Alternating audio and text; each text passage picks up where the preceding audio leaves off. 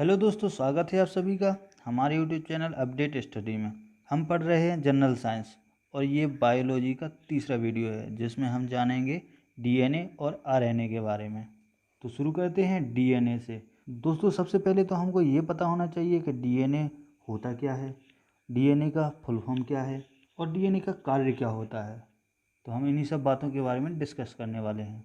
अगर बात करें डीएनए की, तो डीएनए एक प्रकार का जैविक कण है, या ये भी कह सकते हैं डीएनए एक आनुवांशिक इकाई है जो मनुष्य या कहा जाए संसार के सभी जीव जंतुओं में उनके गुणों को एक पीढ़ी से दूसरी पीढ़ी में स्थानांतरित करने का जो कार्य होता है वो डीएनए करता है।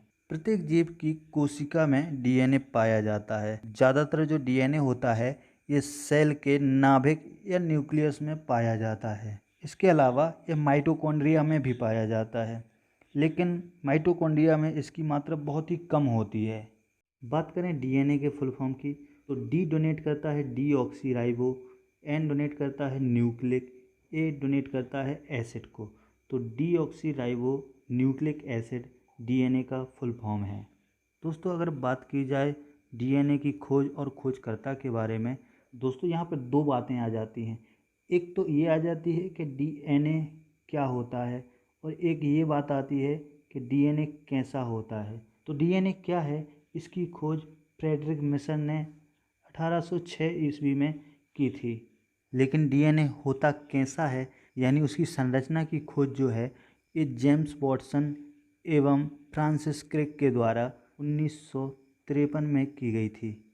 और इस खोज के लिए इन लोगों को 1962 में नोबेल पुरस्कार भी मिला था। तो याद रखने वाली दो बातें हो जाती है कि डीएनए की खोज फ्रेडरिक मिशन ने की और डीएनए की संरचना की खोज वॉटसन एंड क्रिक ने की। दोस्तों, डीएनए में दो चीज़ें होती है, एक न्यूक्लियोसाइड होता है जो कि ये है, और एक फास्फोरिक एसिड होता है जो कि ए है।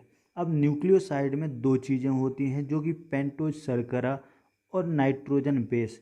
अब ये जो क्षार होता है, नाइट्रोजन क्षार है, ये भी दो प्रकार के होते हैं, एक प्यूरिन होता है और एक पिरिमिडीन होता है। प्यूरिन के दो क्षार एडेनिन और ग्वानिन होते हैं, जबकि पिरिमिडीन के दो क्षार थायमिन और साइटोसिन होते हैं।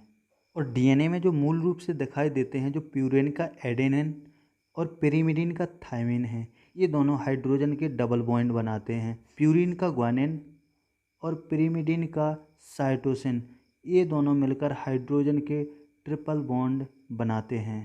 तो ये जो चार क्षार हैं इनको आप याद रखिए, एडेनिन, ग्वानिन, थायमिन और साइटोसिन।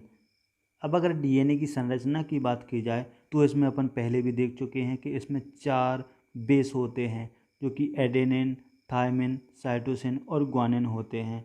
जो एडेनिन और थायमिन मिलकर डबल बॉन्ड बनाते हैं और ग्वानिन और साइटोसिन मिलकर ट्रिपल बॉन्ड बनाते हैं। दोस्तों, ये भी याद रखना कि डीएनए की जो संरचना होती है ये द्विकुंडलित होती है और इसकी जो पट्टियाँ होती हैं ये फास्फेट से बनी होती हैं।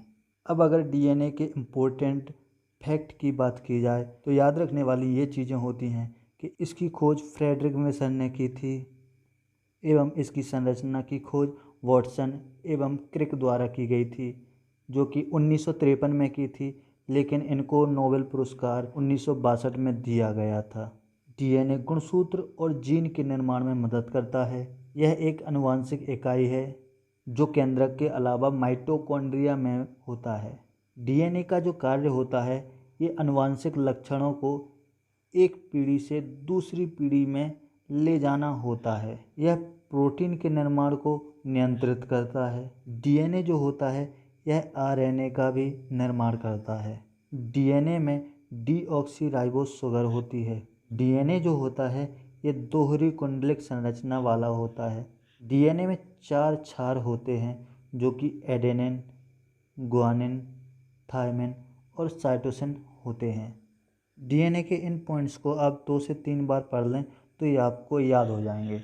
डीएनए में 3 क्रियाएं होती हैं, एक ट्रांसक्रिप्शन होती है, एक रिवर्स ट्रांसक्रिप्शन होती है और एक होती है डुप्लीकेशन।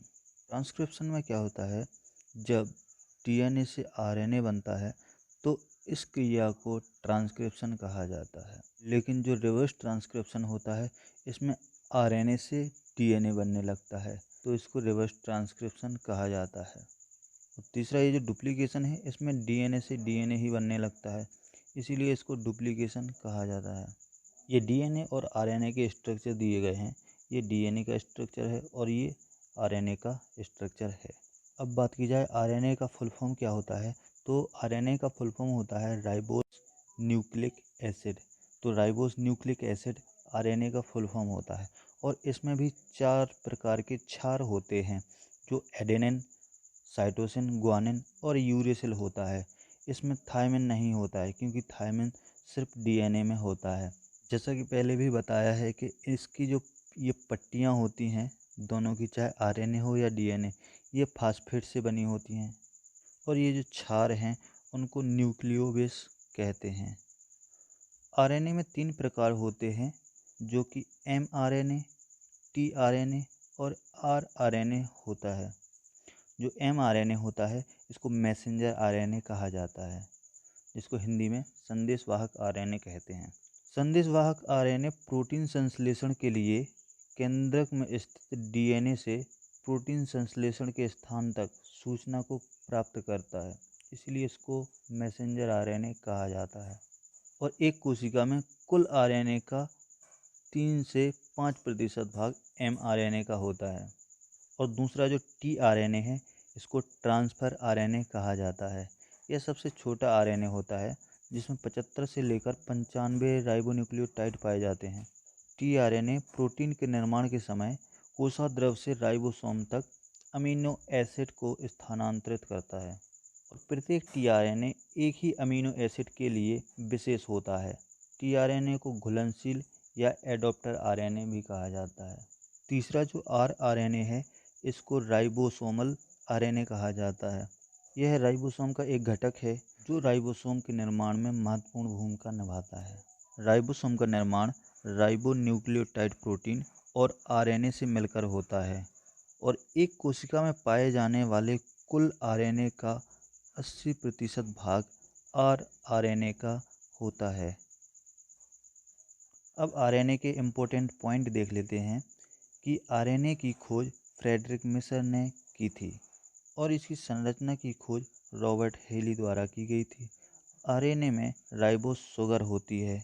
आरएनए केंद्रक के अंदर और केंद्रक के बाहर कोशाद्रव में पाया जाता है। आरएनए एकहरी संरचना वाला होता है और इसमें भी 4 प्रकार के क्षार पाए जाते हैं, जिसे एडेनिन, ग्वानिन, साइटोसिन और यूरेसिल कहते हैं।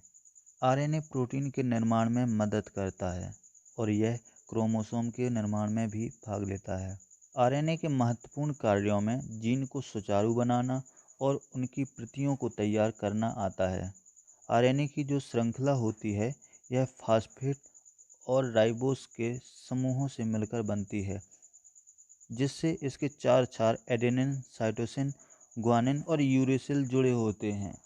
तो आपको आरएनए के लिए इन पॉइंट्स को याद रखना होगा और इस वीडियो का पीडीएफ भी आपको डिस्क्रिप्शन लिंक में मिल जाएगा, तो वहाँ से आप इसको डायरेक्ट डाउनलोड कर सकते हैं।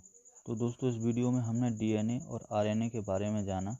नेक्स्ट वीडियो में हम टिश्यू को पढ़ेंगे, तो आप नेक्स्ट वीडियो हमारा ज़रूर देखें। Thank you very much.